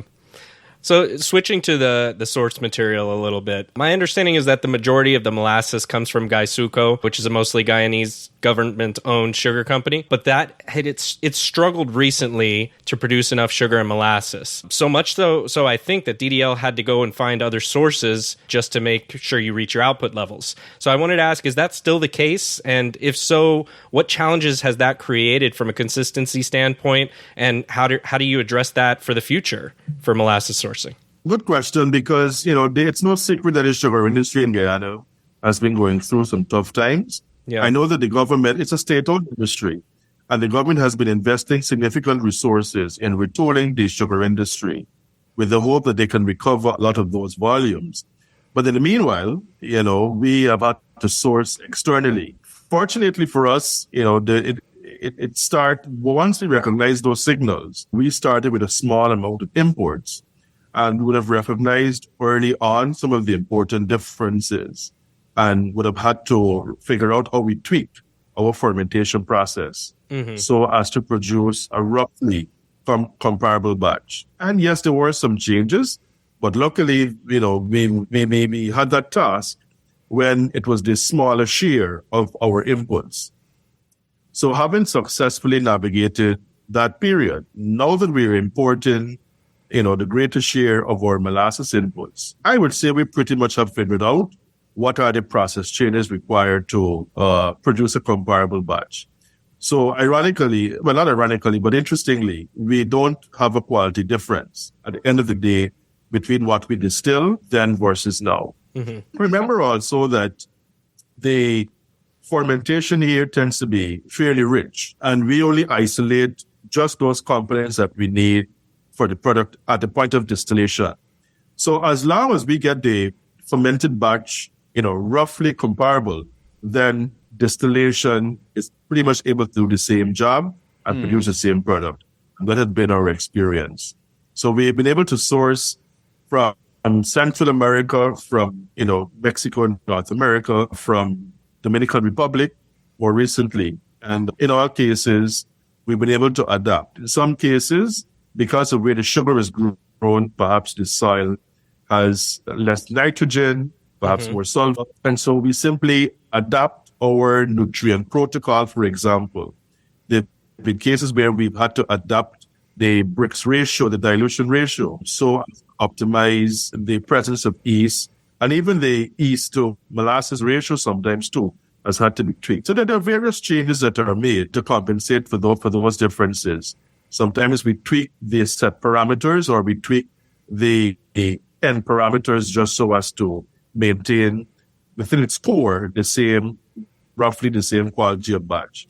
And I think by now we have been successful at it. So there's no concern anymore about the source affecting the quality of the product.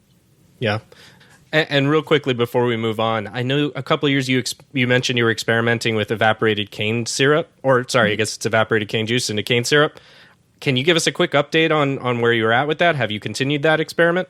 Well, we haven't continued only because the asset, wasn't divested the way we, were pursuing at that time. But certainly, we had a subsequent trial, I would say about 3 years ago. Yes, 3 years ago, perhaps 4 years ago. Yes, we had a subsequent trial, and having learned from the first experience, we were able to predictably produce from that second batch. So I would say by now we are well learned in the process. And so if we ever get to that stage, we are still pursuing opportunities where if, for example, we have to get into some extent of cane cultivation for whatever it's worth.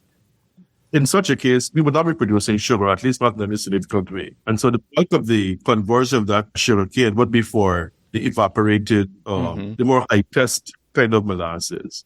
And if that's the case, then we certainly by now, we have a fairly clear regime of how we would utilize that for fermentation. Shifting gears a little bit again, something I know you've discussed in many other interviews over the last few years is the practice of aging with caramel in the barrel. And I think most of our listeners are aware that they kind of know the backstory. The distillery started decreasing the amount aged that way several years ago, and that's kind of now beginning to express itself in a lot of the El Dorado products, but specifically like the longer aged ones. I've talked to a lot of people who have done kind of like comparisons with the newer bottles of 12 versus the older ones, newer bottles of 15 versus the other ones, and can, pick up a perceptible difference. And what I wanted to ask was just, what kind of went into the decision to stop utilizing that practice as frequently, and when did that happen, and what does the process look like now? Well, it started, I believe, as an economic decision or an economic interest point, because obviously caramel is an added cost, right? It was only added because historically we supplied bulk rums that were caramel colored for the purpose of transport and direct consumption upon reaching their destination. But if that proposition no longer applied because we now own our own brands, do we still need to add caramel? The other factor was, of course, in laying down additional barrel warehouses as part of the planning for future growth and expansion of our brands. Would we be able to sustain a higher supply of caramel at that higher level of output? And, would we even need to do so? So it was kind of like, would it be worth the trouble to continue adding caramel and therefore having to deal with a growing demand that would require more caramel? So that was the thought process. And so the leadership of the company at that time thought, well, how would we try with some barrels laid down with rums without the caramel? Because we are always trying to innovate to make our product better, even if it offers the same profile and characteristic. And so that started in a very small way as a purely economic decision. The early signs were favorable. I rather suspect that part of that was that, so in the past, when there were fewer warehousing facilities, the barrels would have gone through many trips of use. It's liquid decanted, filled again, liquid decanted, filled again, etc. But with bigger warehouses, well, we can actually have more fresh wood, freshly dumped ex-bourbon barrels. And so the thought process was perhaps the fresh wood would be able to impact the spirit in a more pronounced manner, and therefore reduce the need for caramel, certainly for the purpose of achieving a higher color in the aged spirit. And so once the rums were tracked in those early days, it was promising. It was definitely promising. I believe it was 2009, 2010, when, the controversy about the amount of sugars in the rum, was taking its head. It puzzled us. But our master blender, who is in charge of our quality program here at DDL, would have done significant testing of products across different ages, different stills, etc. And the one thing that popped out to us was that the rums aged with caramel were the ones that tended to have higher than those that were aged without. And that the longer it was aged, the higher that sugar content became. So now there was added impetus. It was economic, but it was also from a product proposition point of view that if truly we wanted to offer products with lower sugars, then caramel clearly was not the direction to go.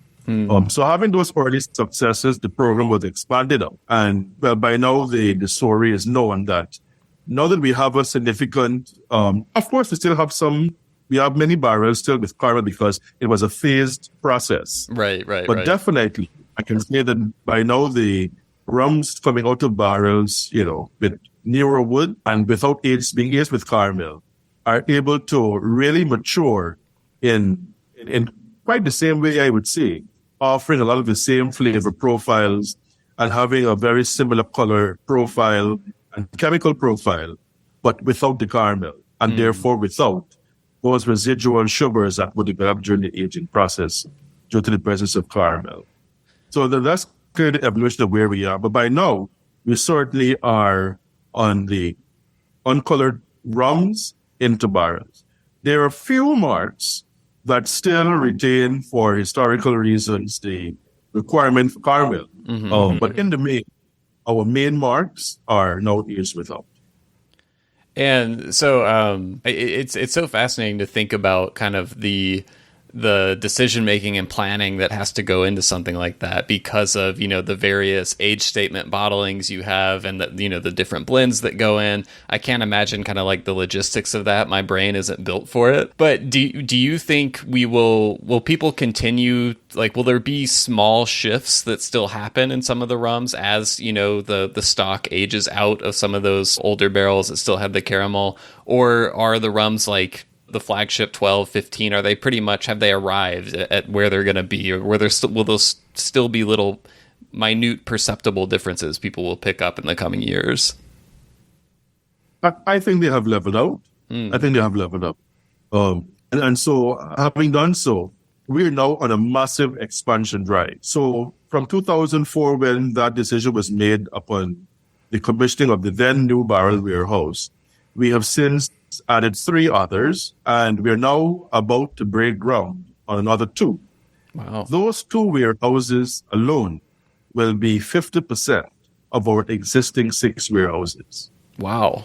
So those are big warehouses. Yeah. Yes. And it will all be built around product aged without caramel. I would say we have leveled out. Yeah. So you mentioned a little bit earlier the cask strength series, which I've seen once here and there. And also I've seen some cask finish series that you all have experimented with. Doesn't look like there was very many bottles produced, but it's a big thing when you see those around. It kind of catches your eye. I wanted to ask you, kind of maybe in this format is best, if you had a time machine and you could use it to check on what DDL is producing or what rums are being released 10 years from today, what do you imagine you would see? That's a good question. I think definitely along the same lines of the special finishes, the double matured rums, because we kind of have been trying to ask our, 2033 selves, what do you need? And trying to figure out now. So that's actually an active conversation. Yes. We have identified a few themes, a few lines that we want to pursue, so that while obviously there's a lot of potential for this category to grow, we want to do so in a way that is thematically consistent.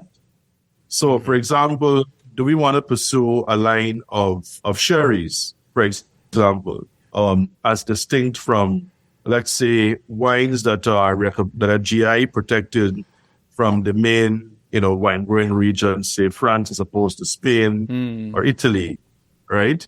So we are working up themes along which to pursue, so that while we started with a few barrels and therefore we have a few bottles, if we're going to go in a bigger way, we want to be sure that there is a sensible story that has motivated what we're doing.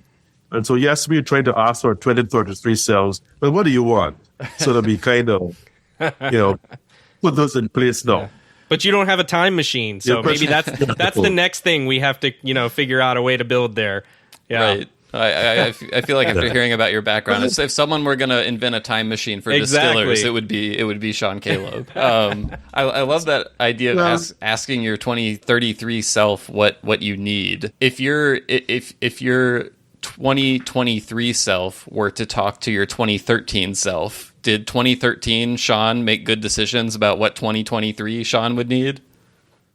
Well, I don't want to personalize it too much, but I definitely say that the visionaries in the company, I think very good decisions have been made, because we're seeing the fruits of that. And that's why we're still relevant today, because yes, we're known for quality, but to be innovating in a product range that continues to keep the story interesting, well, it's not an easy thing to do.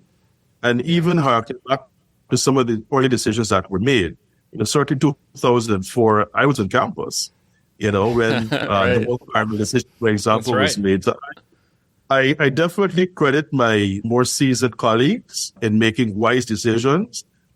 And certainly I admire input now, coming from, a Gen Z perspective, so to speak. We have to anticipate what by then it may be anticipating the needs of Generation Alpha is the next one, right? After Z. Goodness, I think I've read it's Gen Alpha. So we have to be asking ourselves, That's what right. what is Gen Alpha going to be wanting to drink? Which by then, maybe Gen Z will be more in the demographic that's purchasing higher end rums. But I don't know. I plan on being here then, and I'm still buying Dorado Rum. So we'll still be around. Yeah. You still keep the millennials maybe in learn mind. something for you. Okay, that's good. right. That's right. We have a couple more questions for you, and then we'll wrap up. But I wanted to ask a fun question. And just after hearing about kind of your approach to learning and everything, you talked about visiting St. Lucia and visiting Australia. I may be presuming a little bit, but you strike me as someone who is probably interested in learning about how other rum producers make things. So you strike me as someone who has probably visited a lot of other distilleries, and thinking about the amazing collection of stills you have at DDL. Something I wanted to ask you was, if you could add any other still in the world to the collection that you have there at DDL, is there a certain one that comes to mind that you would want, and why? A copper pot. Ah, a copper pot. Okay. Copper pot, yes. Because, we have kept with the wooden heritage, and that served its purpose. Mm-hmm. But it would be nice to have a copper pot like other places have. They're the inverse of us. We have wood, they have copper. Yeah. To kind of get into that part of the play field, I would say. Yeah. They're like, we'll trade you. All yours for our one copper pot. Yeah. One's a little harder to get than the other, I feel like. At least they recognize the equity in what we have, huh? Yeah, that's right. That's right. So talking a little bit about sustainability, I know there's been a lot of significant efforts towards that there, including converting liquid waste into methane, and you use that as fuel for running the plant. There's the capturing of CO2 emissions to convert into carbonation for some of the soft drinks you all produce at DDL, which I didn't even know until I started researching this. And I was like, wow, you guys make a lot of stuff outside of rum. The website says your goal is to be 100% self-sustaining using the biomethane. How close are you now to doing that, and how important is that platform to you personally? So I would say we're about halfway there. So at the moment, we are in the planning process for expanding our biomethanization plant, which would enable us to achieve a higher production of methane. In addition to that, our laboratory has been doing some R&D work in conjunction with manufacturers who themselves have research laboratories to figure out ways to extend our wastewater treatment process to eke even more methane gas generation out of it. We've had some early success, and so we are moving towards the stage of working with them to kind of figure out how we scale this up. Once we can successfully have those blueprints in place, we'll then move towards, production, construction, and commissioning and so on. So that's definitely something that we are working towards. In addition to that, we have acquired a new boiler, which was designed with the capacity to run in 100% natural gas, or a mixture as we currently do. It can operate on different modes without losing efficiency. And the point is, whatever deficit is not produced from our biomethanization plant, we can actually source and feed directly as liquefied natural gas. So between the two, we would still be able to get to be 100% cleaner fuel and move away from the heavier liquid fossil fuels. I should also add that because we generate our own power, at the moment, half of our power comes from liquefied natural gas. So that has replaced 50% of the diesel that we use for power production. We have also already done the pre-feasibility and feasibility studies for investing in solar to supply our entire facility. So once we get those parameters finalized and we're working through, we have the space available that we have set aside for that process. And all of our new construction, we are expanding our bottling plant for the carbonated beverages. Mm-hmm. And we have built the design of those structures so that we can install solar panels on the roof. So the intention is once we roll out our solar aspirations, whether ground mounted or with mounted or a combination of both, we would have the space available to fully meet our needs. So for us, sustainability is taken all around. It's in terms of energy and carbon emissions. It's also about reducing our water intensity. The new warehouses I talked about is being built with recovery of rainwater, that sourced and trapped in a reservoir would then feed our operations. All right. So we are looking for every opportunity to improve the sustainability of what we do. And it really covers all grounds. Yeah. It's always fascinating to hear how distilleries are approaching that. It's like each distillery is kind of a puzzle, and you're figuring out how to, get all the things to make it as much of a closed loop as possible. I know it's a huge challenge, but well, Shaun, thank you for taking the time to do this. I learned a ton. I think John did as well. I know our listeners are going to love hearing this. But before we go, we do have one final segment at the end of the show. It's a tradition on the Rumcast that we call the rapid fire round of questions. It's think of like a bonus round, a speed round of questions, if you will. John, our co-host here, he always cooks up a selection of interesting, fun, off-the-wall questions. Some rum-related, some not rum-related. And we run you through those in 60 seconds, and the goal is to answer as many as possible. So we present this as an optional thing. So far, nobody has turned us down, but I did want to present the option to you. Are you up for the challenge today? Bonus training for 2,000, Will. I knew if anyone was going to be up for this, it would be a Princeton graduate. So exactly, this will be the easiest. Yes. This will be the easiest test you ever took. I was thinking the same thing. Yes. Okay. No pressure whatsoever. No, there are no wrong answers. So that's the beauty of this. Yeah. John, so if you're ready, I've got 60 seconds and go. All right, Shaun, let's do this. Neat or on the rocks? On the rocks. I like to enjoy for quite a bit. And so on the rocks helps to really prolong the time I can enjoy. The experience. All right. Column, pot, or blend? Blend. Okay. Aged or unaged? Aged. Well, we knew that one. Molasses or cane juice? Molasses. We knew that one too. Your favorite person to share a great bottle of rum with? Oh, that's a good one. So I have a classmate of mine who works with me, and sometimes we get together and we can talk present day and when we were little boys and I think things we were up to. So. All right. You talk present day and 2033 selves as well. Is it true, Shaun, that instead of heads, hearts, and tails cuts, at Diamond Distillery, you instead refer to them as round, square, and princess cuts? Unfortunately, untrue. Okay. There's a good opportunity there, but okay. The best place making rum right now outside of Guyana? That's a good question. I wouldn't say the best, but I would definitely say uninteresting, and it would be Jamaica. Okay. Fair way of stating it, yeah. I read that you were a former goalkeeper. Do you follow soccer now? Do you have a favorite team? I absolutely do. My travel bag is Barcelona. For the English Premier League, I mean, we're going through some tough times now. It'll come back around. Yeah, you'll get there eventually. We'll come back. We'll get there. I'm a Dallas Cowboys fan. It's been 30 years for us, so you know. Your personal favorite still at DDL? I think we said this already. Saval, actually. Is that still correct? You know, I appear conflicted.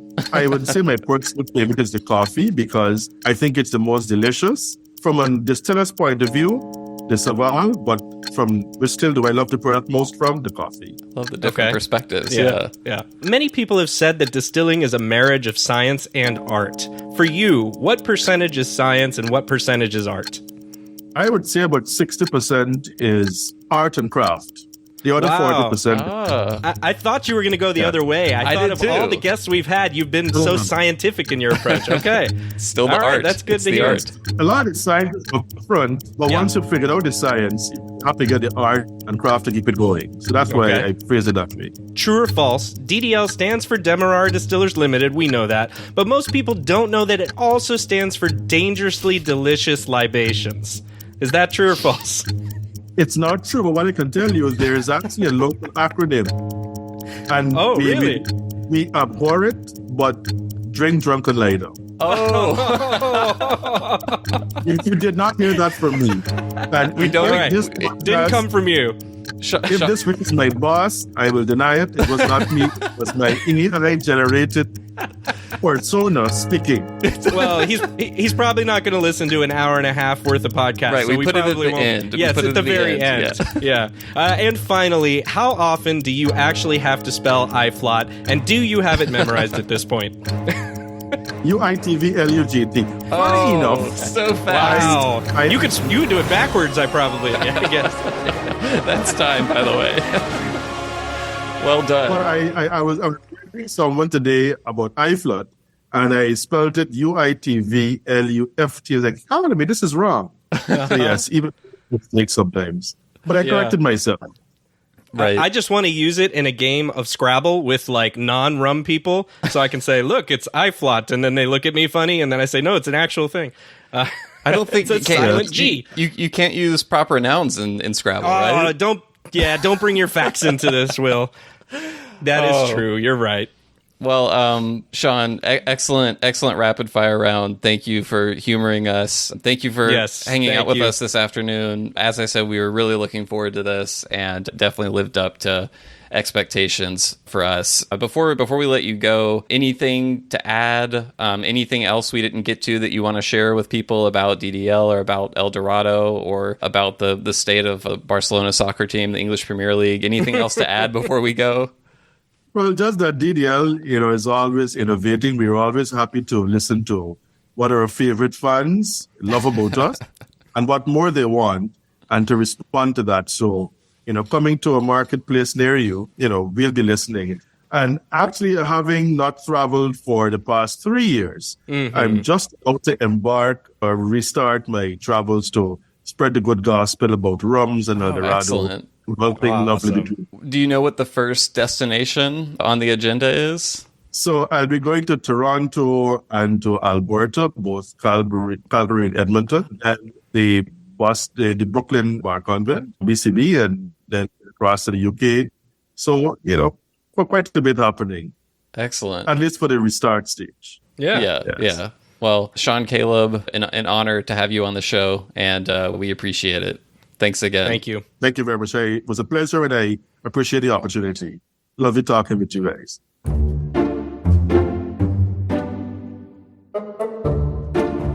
All right, everyone. Thanks so much for listening to another episode of the Rumcast. We hope you enjoyed this interview with Shaun Caleb as much as we did. And if you have any, follow-up thoughts, questions, comments, we'd love to hear them. You can send us an email at host@rumcast.com.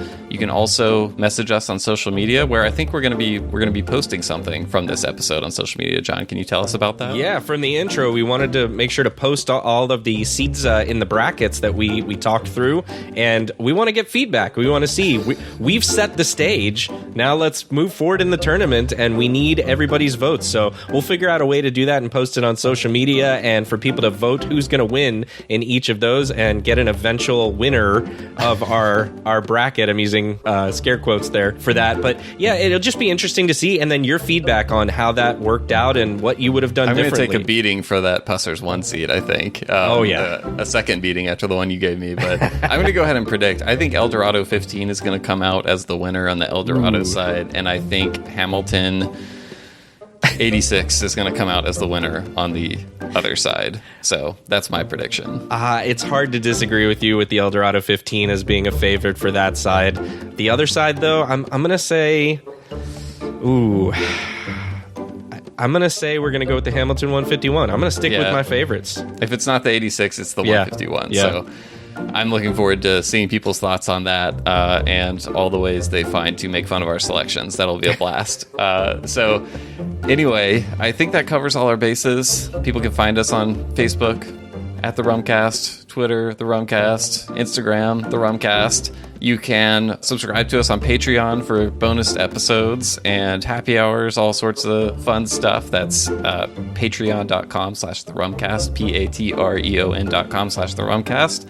But John, I think that wraps everything up for this episode. So I'll see you next time. Just don't forget to send Will an email at host@rumcast.com to tell him how wrong he was about his number one seed. Please do. I'll read the best. I'll read the best burns on the next episode. All right, everyone.